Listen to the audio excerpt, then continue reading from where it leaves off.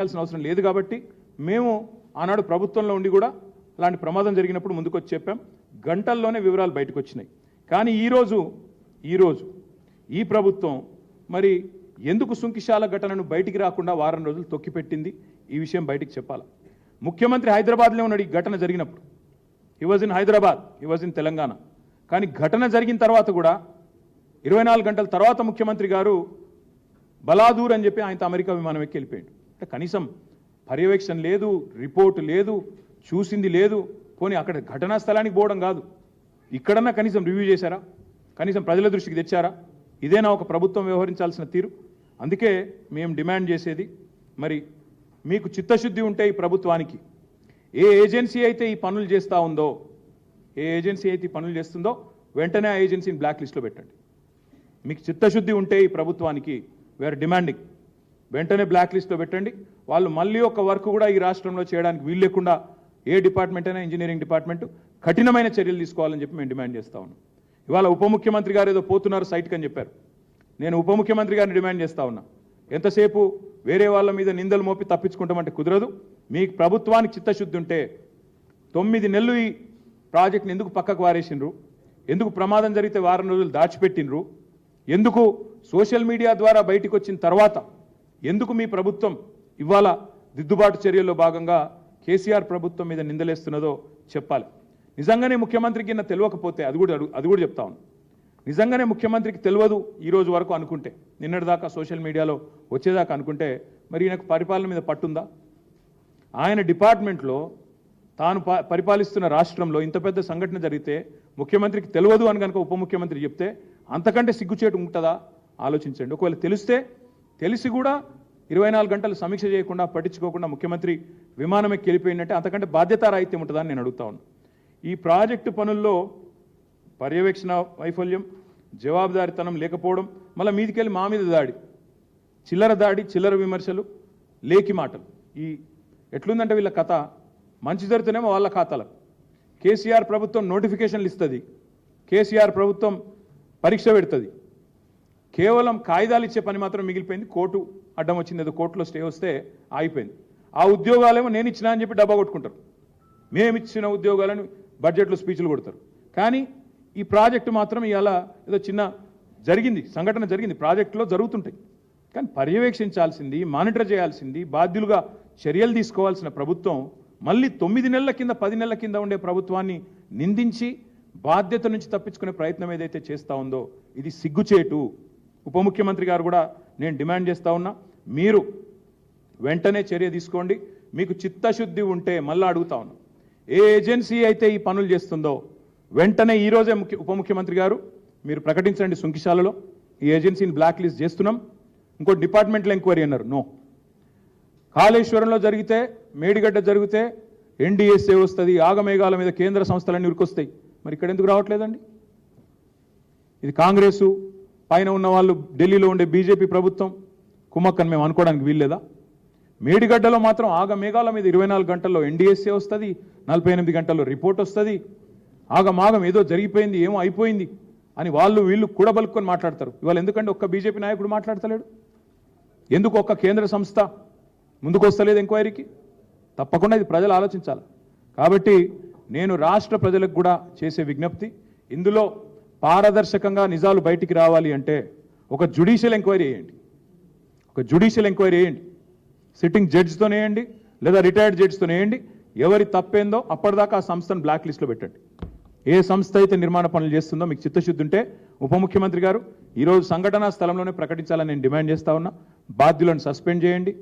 ముఖ్యమంత్రి ఎవరైతే ఇవాళ పురపాలక శాఖ నిర్వహిస్తున్నాడో మరి ఆయన చాతగాంతనం, ఆయన అసమర్థత, ఆయన ఫెయిల్యూర్ మొత్తం ప్రజలకు కొట్టొచ్చినట్టు కనబడతా ఉంది. ముఖ్యమంత్రి గారు కూడా బాధ్యత తీసుకోవాలా. తప్పకుండా ముందుకు వచ్చి వారు కూడా వెంటనే స్పందించాలని చెప్పి కూడా నేను డిమాండ్ చేస్తూ, ఈ విషయంలో బీఆర్ఎస్ మీద నిందలేసి తప్పించుకునే ప్రయత్నం చేస్తే బట్టగాల్చి మీదేసి తప్పించుకుంటామంటే కుదరదు. ప్రజలకు అన్ని విషయాలు తెలుసు అనే మాట కూడా నేను వారికి విజ్ఞప్తి చేస్తాను.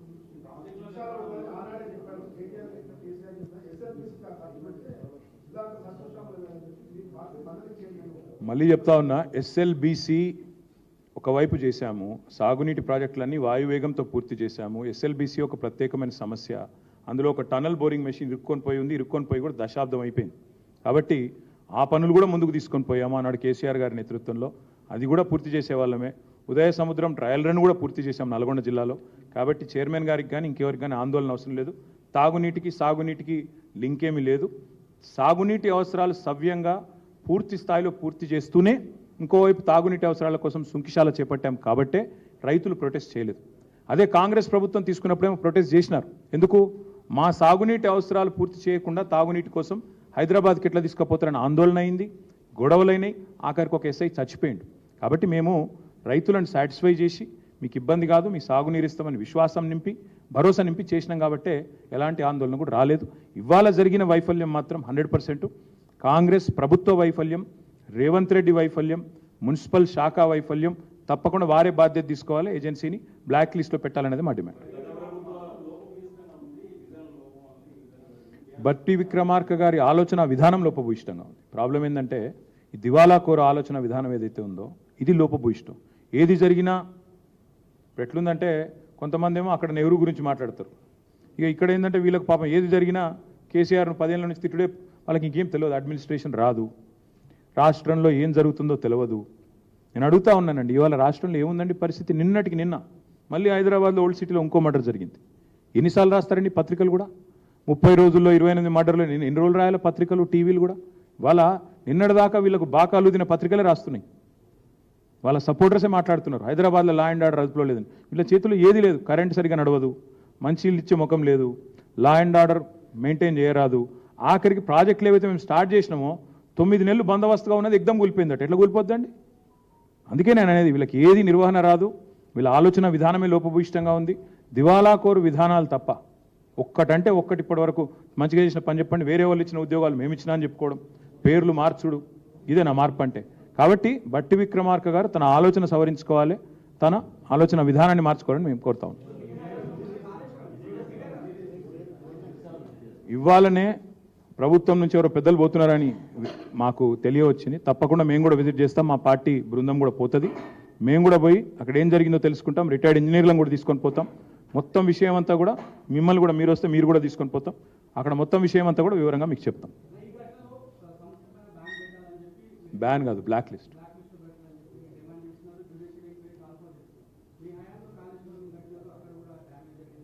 చేయమనండి వద్దన్నాము మేము, చేస్తూనే ఉన్నారు కదా బ్రదర్. ఇప్పుడు సింపుల్ విషయం, మేడిగడ్డ మీద ఆల్రెడీ ఒక కమిషన్ వేసిండ్రు. వాళ్ళు ఏదో విచారణ చేస్తూనే ఉన్నారు. డిపార్ట్మెంటల్ ఎంక్వైరీ నడుస్తూనే ఉంది. మొన్న మేమందరం మేడిగడ్డకు పోయి వచ్చినాం. 10 లక్షల క్యూసెక్కులు పోతుంటే కూడా చెక్కు చెదరకుండా ఉంది. వీళ్ళు చేసిన ప్రచారం అంతా చిల్లర ప్రచారం అని తేలిపోయింది. ఎన్నికల్లో లాభం కోసం చిల్లర మాటలు మాట్లాడినరు. కాళేశ్వరం కొట్టుకపోయింది, 1,00,000 కోట్లు కొట్టుకపోయినాయి, కేసీఆర్ మీద ఆరోపణలు అయితే చేసినరో అవంతా చిల్లర మాటలు, చిల్లర విమర్శలు అనేది మళ్ళొక్కసారి తేలిపోయింది. మీరు పోతానంటే మళ్ళీ రేపు ఎల్లుండి మళ్ళీ పోదామంటే పోదాం. 10 లక్షలు 12 లక్షల క్యూసెక్కులు పోతున్నా దివ్యంగా అది అట్లే మంచిగానే ఉంది. వీళ్ళు చేసిన ప్రచారమే దివాలాకోరు ప్రచారం అని తేలిపోయింది. ఇంకేం చెప్పాలి మీకు? ఇక నేను వాళ్ళ కాలమే సమాధానం చెప్తుంది కదా, ప్రకృతే సమాధానం చెప్తుంది వీళ్ళ చిల్లర మాటలకు.